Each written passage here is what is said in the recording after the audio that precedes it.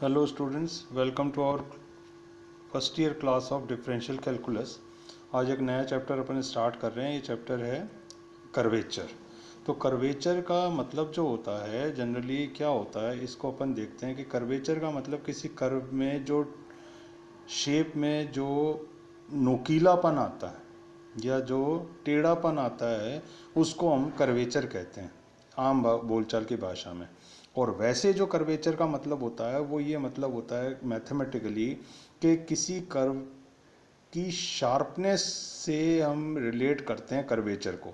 या यूं कह लें कि अगर मान लो कर्व बहुत शार्प है तो उस केस में क्या होगा, जो उसकी कर्वेचर होगी वो ज़्यादा होगी। और अगर कर्व जो है ब्लंट है या चपटा है तो उसकी कर्वेचर को हम कहेंगे कि उसकी कर्वेचर कम है। तो जैसा कि यहाँ पर लिखा है, वक्र के किसी बिंदु पर उसका मोड़ बेंडिंग ही वक्रता कहलाता है। तो आम बोलचाल की भाषा में हम कर्वेचर को यही मानेंगे कि उसमें मोड़ कितना है, कितना उसमें तीखापन है कर्व में, वो कर्वेचर होता है। अब मैथमेटिकली जो डेफिनेशन कर्वेचर की दी गई है वो आप इस फिगर से अच्छी तरह समझ पाएंगे, जो मैं दिखा रहा हूँ आपको कि y बराबर एफ एक्स कोई ये कर्व है। तो इसका पॉइंट P और Q दो पॉइंट हैं। तो हमने क्या करा, P पॉइंट पर एक्स वाई कोऑर्डिनेट माने और उसके बहुत पास क्लोज विसिनिटी में एक पॉइंट माना हमने Q। इसके कोऑर्डिनेट हो गए x plus delta X and y plus delta Y. अब हमने क्या करा, ये दोनों पॉइंट पर P पॉइंट पर और Q पॉइंट पर हमने क्या खींची, टेंजेंट्स खींची। ठीक है, टेंजेंट्स खींचने के बाद P पॉइंट से एक नॉर्मल डाला जो PN या PC जैसा दिख रहा होगा। दूसरा पॉइंट पर हमने नॉर्मल Q पॉइंट पर डाला, ये आपको QN जैसा दिख रहा होगा।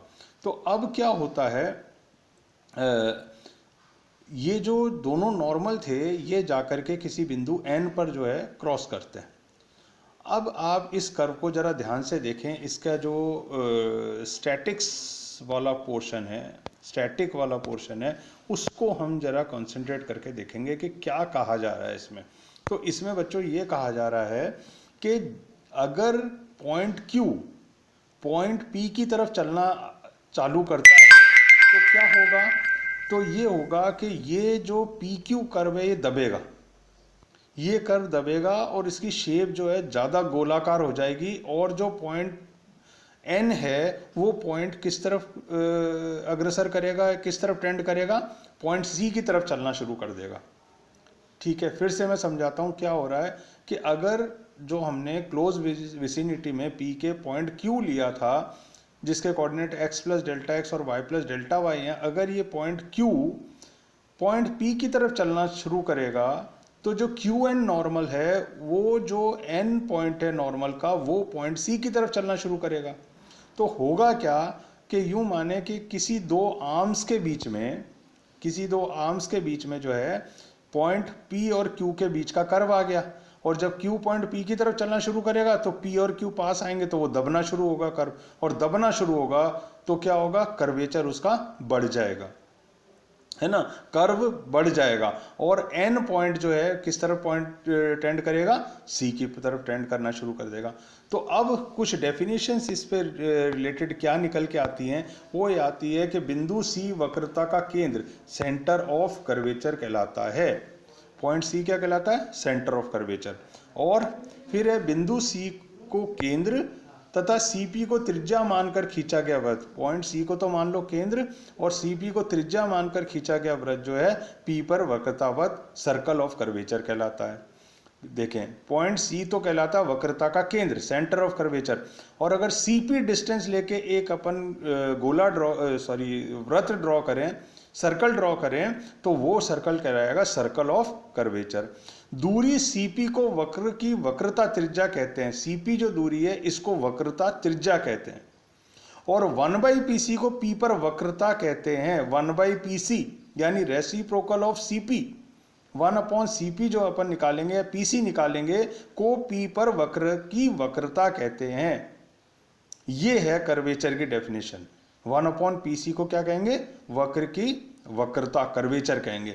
P से गुजरती हुई P पर वक्रता वृत्त की कोई जीवा जीवा वक्रता जीवा कहलाती है। पी से कोई भी गुजरती हुई अगर वक्रता वृत्त की कोई जीवा होगी तो उसको वक्रता जीवा कहेंगे। तो अभी हमारे लिए जो खास बात रही इसमें वो ये रही साहब कि वक्रता सी वक्रता का केंद्र है, वक्रता केंद्र कहलाता है। बिंदु सी और इसको बिंदु सी को केंद्र तथा सीपी को त्रिज्या मानकर खींचा गया वृत्त जो होता है वक्रता वृत्त कहलाता है, और सीपी को वक्रता त्रिज्या बोलते हैं। और 1/cp या 1/pc अगर कहें तो ये कहलाती है उस कर्व की कर्वेचर। अगर 1/pc जो कि वक्रता है इसका मान ज़्यादा होगा तो कर्व ज़्यादा शार्प होगा, और 1/pc का मान अगर कम होगा तो कर्व क्या होगा, थोड़ा ब्लंट होगा। ठीक है, तो एक बात रही है। उसके बाद आगे चलें अपन, तो उसमें आप देखें इंट्रिंसिक इक्वेशन का क्या मतलब है। इंट्रिंसिक इक्वेशन के बारे में जब हम बात करेंगे तो कई चीज़ें हमारी क्लियर होंगी। तो ये क्या कहता है कि माना वक्र पर करो कोई स्थिर बिंदु ए है। ये देखें इस कर्व के ये फोटो में आप देखेंगे फिगर में ये ए स्थिर बिंदु है। वक्र पर ऐसे कोई दो समीपवर्ती बिंदु ए पी, एक तो पी लिया और एक अपन ने क्या लिया ए क्यू, क्यू बिंदु ये वाला लिया। तो अगर एक छोटी सी बात मैं आपको और बता दूं यहाँ पे, इससे पिछले चैप्टर में हमने कहा था कि कर्व के अलोंग जो डिस्टेंस होता है वो छोटा वाला एस होता है। तो ए से पी तक चलने के लिए कर्व के अलोंग जो डिस्टेंस हमने ट्रेवल करा वो कौन सा डिस्टेंस था, छोटा वाला एस। और ए से क्यू तक चलने के लिए जो हमने डिस्टेंस ट्रेवल करा वो एस प्लस डेल्टा एस, जहाँ डेल्टा एस जो है बहुत छोटा पार्ट है। ठीक है, तो पी क्यू की लंबाई क्या हो गई, ये हो गई डेल्टा एस।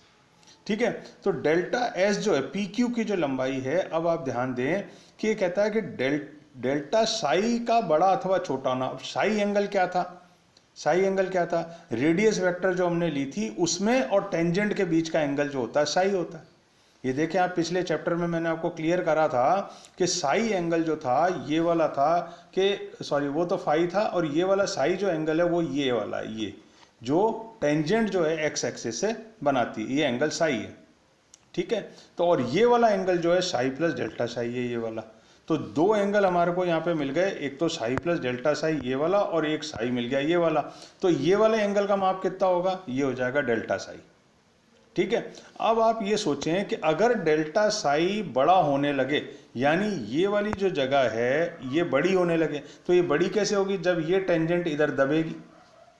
जब ये टेंजेंट इधर दबेगी तो क्या होगा, ये वाला जो कर्व का ये वाला शेप है ये दब करके कुछ इस तरह के हो जाएगा, यानी शार्प हो जाएगा।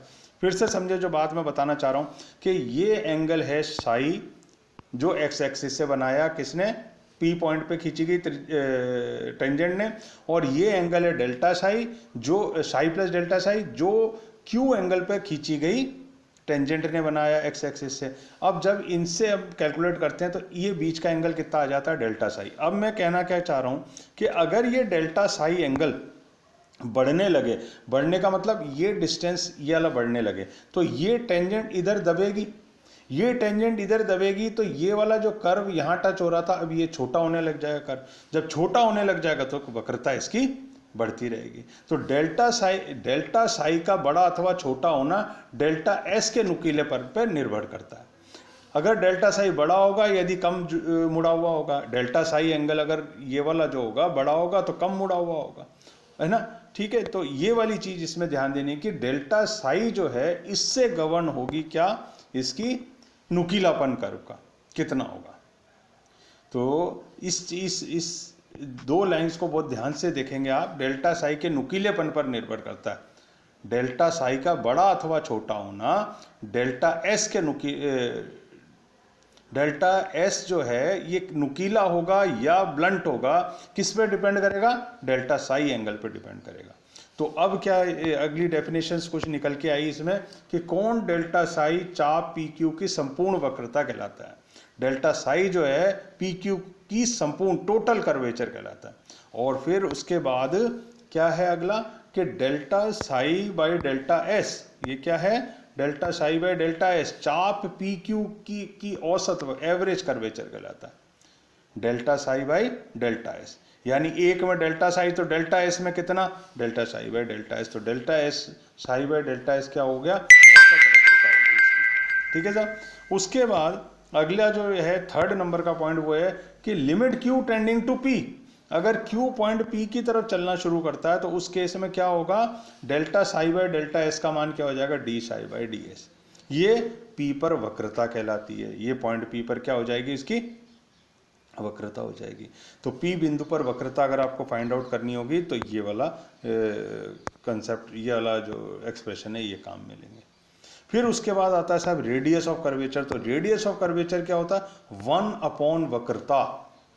रेडियस ऑफ कर्वेचर क्या होगा, 1 वक्रता। तो ये हो जाती है आपके लिए, क्या हो जाता है, 1 वक्रता का मतलब D psi by D S, 1 D psi by D S. तो पलटेगा तो rho is equal to, rho से प्रदर्शित करते हैं वक्रता त्रिज्या को, तो rho is equal to D S by D Sai.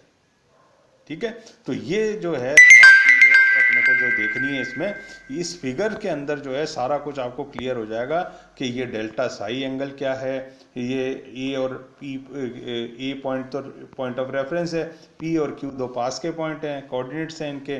तो ये वाला जो टुकड़ा ये डेल्टा एस है। ठीक है, तो ये जो डेल्टा एस टुकड़ा है ये कैसा होगा, इस डेल्टा एस को अगर शार्प होना है तो डेल्टा साई बड़ा होना चाहिए यानी दबना चाहिए, और अगर ब्लंट होना है तो डेल्टा साई, अगर ये वाला एंगल छोटा होगा तो ये टुकड़ा खुल जाएगा, ये टुकड़ा खुल के यूँ हो जाएगा यानी शार्पनेस कम हो जाएगी। और डेल्टा साई अगर बड़ा होगा, अगर बड़ा होगा ये वाला एंगल, तो उस केस में क्या होगा बच्चों, ये जो है आपका ये वाला टुकड़ा यहाँ दबेगा, यहाँ दबेगा तो ये कर्व शार्प होता चला जाएगा। तो ये कुछ जो है खास बात है। उसके बाद है, ये था अपना एस, और फिर एक चीज़ और यहाँ बता दें कि एस और साई, ये डेफिनेशन आती है एग्जाम में कि इंट्रिंसिक इक्वेशन क्या होती है किसी कर्व की। तो इंट्रिंसिक इक्वेशन साहब जो होती है वो होती है एस और साई के बीच में जो इक्वेशन होती है, that is intrinsic equation of a curve. ठीक है, इंट्रिंसिक इक्वेशन कर्व की होती है एस और साई। एस क्या है, कर्व के अलोंग डिस्टेंस, और साई क्या है, जो टेंजेंट एक्स एक्सिस से एंगल बनाती है वो होता है एंगल साई। तो एस और साई के बीच की इक्वेशन को इंट्रिंसिक इक्वेशन कहते हैं, इसको भी आपको ध्यान रखना है। उसके बाद अगला कंसेप्ट है कार्टेशियन कर्व के लिए हमने ये जो है कैसे करते हैं। ठीक है, क्या वक्रता और वक्रता D S by D Sai वगैरह का मान कैसे निकालते हैं, तो ये सारा इसमें करके दिखा रखा है। देखें आप कैसे, हम जानते हैं कि tan psi is equal to D Y by D X होता है, तो इससे अपन ने डिफ्रेंशिएट करा तो ये आ गया, करा फिर अपन ने D S by D Sai निकाला, ये आ गया, D S by D Sai की ये वैल्यू आ गई। तो अब आगे चलें तो क्या होगा, इससे जो है हमको अगली इक्वेशन मिलेगी जो, वो मिलेगी 1 plus d Y by D x का whole square to the power 3/2 upon d two y by D x square, ये मिलेगी। ये इसको अपन और मॉडिफाई करेंगे तो इक्वेशन हमको जो सॉरी कार्टेशियन इक्वेशन में जो रो की वैल्यू मिलेगी वो होगी क्या, 1 plus d Y by D x का whole square whole to the power 3/2 upon d two y by D x square. तो ये जो था सारा का सारा हमारा कर्वेचर से संबंधित जो शुरू का प्रिलिमिनरी थी, कर्वेचर क्या होता है, कर्वेचर में कौन कौन सी डेफिनेशंस हैं, ये सारी डेफिनेशंस हैं। ये सारी डेफिनेशंस आपको याद होनी चाहिए एग्जाम के हिसाब से। टोटल कर्वेचर, एवरेज कर्वेचर, वक्रता क्या होती है, फिर वक्रता त्रिज्या क्या होती है, फिर कार्टेशियन इक्वेशन में कैसे अपन फाइंड आउट करते हैं फॉर्मूला, और इंट्रिंसिक इक्वेशन की डेफिनेशन क्या है, ये सारी की सारी अपन ने इसमें डिस्कस कर ली है। तो अब अगले टर्न पे जो है अपन इससे आगे कुछ क्वेश्चंस देखने की कोशिश करेंगे, या और भी कुछ पैरामीट्रिक फॉर्म में भी हम इसकी कर्वेचर की एक्सप्रेशन फाइंड आउट करने की कोशिश करेंगे। तो नेक्स्ट टर्न पे अपन आगे चलेंगे। Okay, thanks.